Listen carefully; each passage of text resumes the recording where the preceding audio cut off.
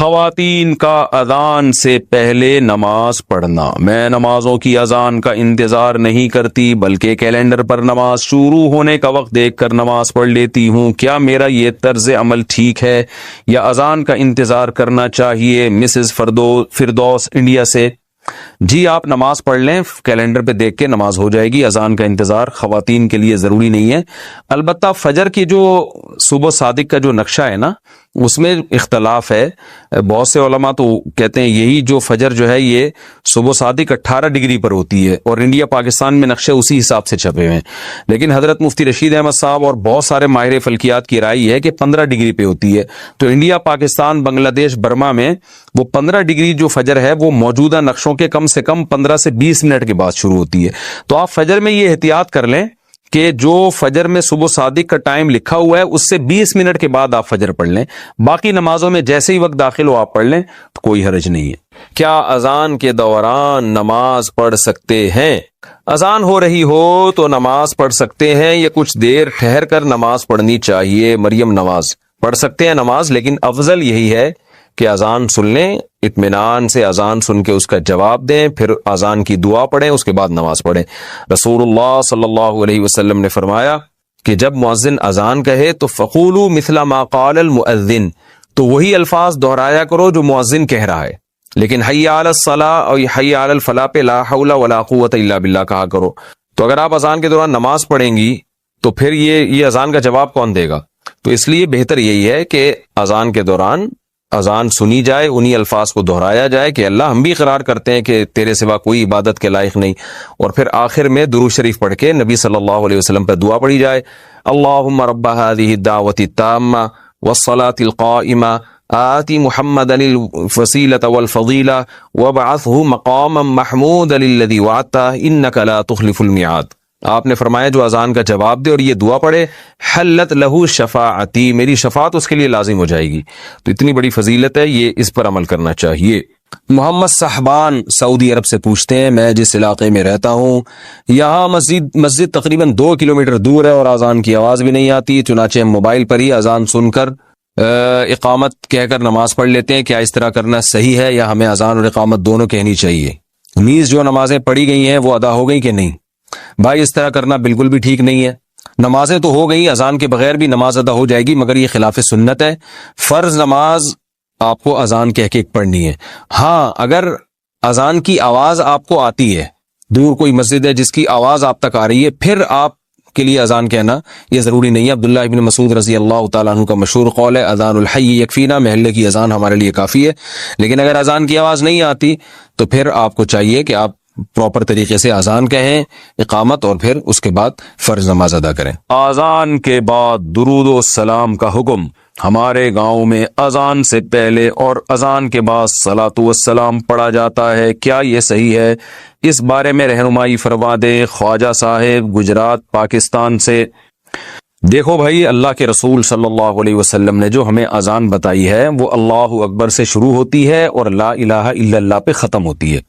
اس سے پہلے بلند آواز سے اسپیکر پہ درود پڑھنا یا اس کے بعد بلند آواز سے اسپیکر پہ درود پڑھنا، یا یعنی بلند آواز سے پڑھنا چاہے وہ اسپیکر پہ ہو یا بغیر اسپیکر کے، یہ آپ صلی اللہ علیہ وسلم سے ثابت نہیں ہے۔ صرف اتنا ثابت ہے کہ جب اذان ختم ہو تو نبی صلی اللہ علیہ وسلم کی ترغیب ہے کہ درود شریف پڑھو اور اس کے بعد یہ دعا پڑھو، اللہم رب هذه الدعوة التامة والصلاة القائمة آتی محمدا الوسیلۃ والفضیلہ وبعثہ مقاما محمودا الذی وعدتہ انک لا تخلف المیعاد۔ بس اتنا پڑھا جائے گا۔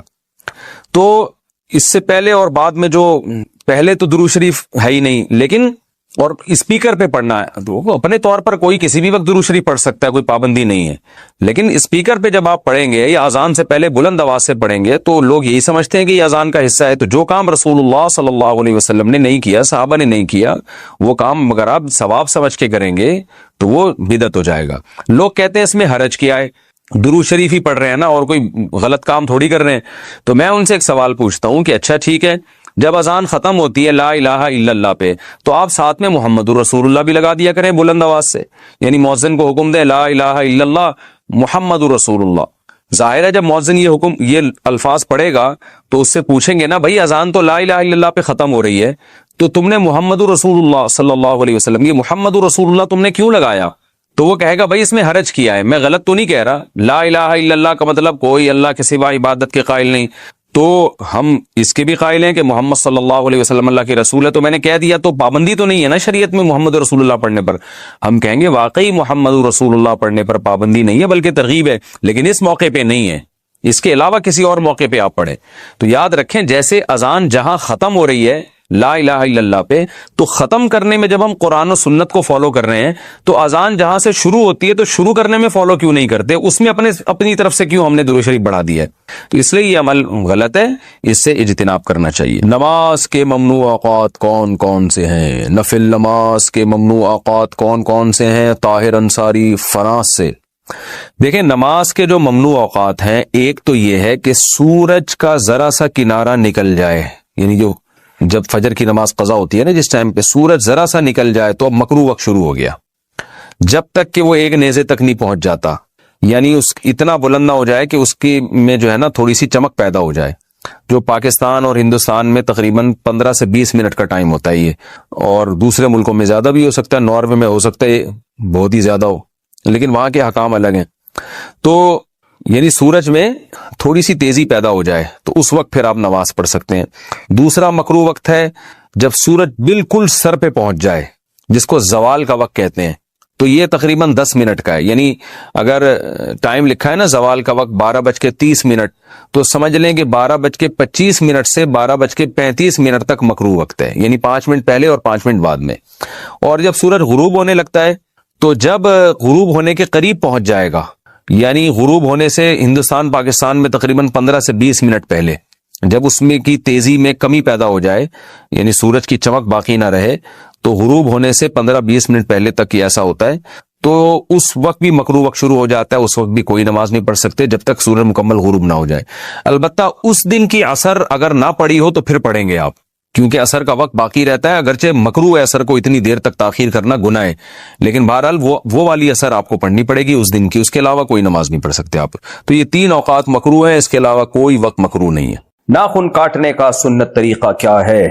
بھائی نبی صلی اللہ علیہ وسلم کے بارے میں سیدہ عائشہ فرماتی ہیں کان النبی صلی اللہ علیہ وسلم یحب التیامن فی کل شیء، نبی صلی اللہ علیہ وسلم ہر کام میں نا دائیں طرف کو ترجیح دیا کرتے تھے، رائٹ سائڈ سے شروع کیا کرتے تھے۔ تو بس یہی سنت طریقہ ہے کہ آپ دائیں ہاتھ کے ناخن پہلے کاٹیں اور بائیں ہاتھ کے ناخن اس کے بعد کاٹیں۔ اچھا دائیں میں بھی بالکل ہی رائٹ سائڈ سے شروع کریں تو اور اچھا، یعنی چھوٹی انگلی ہو گئی، یہ ہو گیا، یہ ہو گیا، یہ ہو گیا، پھر یہاں سے یہ ہو گیا، یعنی رائٹ سے لے کے لیفٹ کی طرف، بس اتنا کافی ہے۔ اور اگر کوئی یہ ترتیب نہیں کرتا بس اتنا بھی کافی ہے کہ دائیں ہاتھ کے ناخن پہلے کاٹ لیں، لیفٹ کے اس کے بعد کاٹیں، اور کوئی خاص طریقہ نہیں ہے ناخن کاٹنے کا، کاٹ لیں بس یہ ضروری ہے۔ آج کل خواتین نے ناخن بڑھانے شروع کر دیے ہیں، یہ حرام ہے، ناجائز ہے، اور برے لگتے ہیں ہاتھ دیکھنے میں۔ یہ پتہ نہیں کس نے ان کے دماغ میں یہ بات ڈال دی ہے کہ یہ فیشن ہے، یہ خوبصورتی ہے، خوبصورتی نہیں ہے۔ کتنی پریشانی ہوگی اس سے آپ کو، کھاتے ہوئے پیتے ہوئے، سالن ہے اس میں ناخن ڈوب رہے ہیں، ہر جگہ کی بورڈ استعمال ہو رہا ہے کمپیوٹر کا، تو اس میں ناخن آپ کو، اس میں جو ہے ناخن ٹینشن کا ذریعہ بن رہے ہیں۔ تو اپنے آپ کو عذاب میں نہیں ڈالنا چاہیے، اور گناہ الگ ہے، گناہ ایک الگ ہے اس میں۔ تو ناخن کاٹنے میں انسان کی زینت ہے، ناخن بڑھانے میں زینت نہیں ہے۔ تو ناخن بڑھانے میں اگر کوئی خاتون یہ سمجھتی ہے کہ زینت ہوگی تو یہ تغییر خلق اللہ ہے، اللہ کی تخلیق کو بگاڑنا ہے، یہ مستقل ایک جرم ہے، اس سے نماز بھی مکروہ ہوتی ہے اور عبادتیں بھی مکروہ ہو جاتی ہیں۔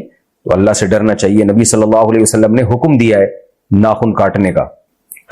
بالوں کے بدلے میں برتن لینا کیسا ہے؟ کیا مطلب بالوں کے بدلے میں برتن لینا؟ یہ سمجھ سے بالا تر ہے، میرا خیال ہے بعض لوگ بال بیچ رہے ہیں اپنے، برتن لے رہے ہیں، واللہ عالم یہ سوال ہی سمجھ میں نہیں آیا۔ بہرحال یہ جائز نہیں ہے، اپنے جسم سے نکلے والی چیزوں کو بیچ کے کوئی چیز حاصل کرنا جائز نہیں ہے۔ نفل نماز کب نہیں پڑھنی چاہیے؟ 3 ٹائم ہے نفل نماز کے مکروہ ہونے کے۔ ایک سورج نکلتے ہوئے تقریباً 15-20 منٹ تک آپ کو ٹھہرنا پڑے گا، جب سورج 1 میٹر تک بلند جب تک نہیں ہو جاتا، اور ایک جب زوال کا وقت ہوتا ہے، سورج بالکل ٹاپ پر ہوتا ہے، یعنی ظہر سے پہلے کا وقت، اور ایک جب سورج غروب ہونے لگے، یعنی غروب آفتاب سے 15-20 منٹ پہلے کا جو وقت ہوتا ہے، جس میں سورج 1 نیزہ بلند ہوتا ہے۔ تو یہ سارے اوقات مکروہ وقت ہیں۔ اسی طرح فجر کی نماز کے بعد یا اور عصر کی نماز کے بعد نفل پڑھنا بھی مکروہ ہے، البتہ قضا نماز پڑھ سکتے ہیں اس میں۔